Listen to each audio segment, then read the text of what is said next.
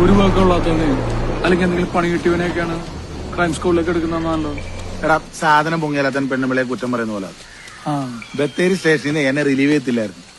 Uniform ഇട്ടുകൊണ്ട് നീ ഇത്രമാത്രം കേസ് കളിച്ചാൽ ഈ വേഷം മാറി നീ എത്രത്തോളം കേസ് കളിക്കുന്ന എസ് പി സാറ് ചോദിച്ചു. ആ ബഷീർ സാറേ 5 കിലോ സ്വർണം കിട്ടിയ 3 കിലോ മാസത്തിൽ കാണിക്കും. അയ്യോ അങ്ങനെയൊക്കെ ചെയ്യോ?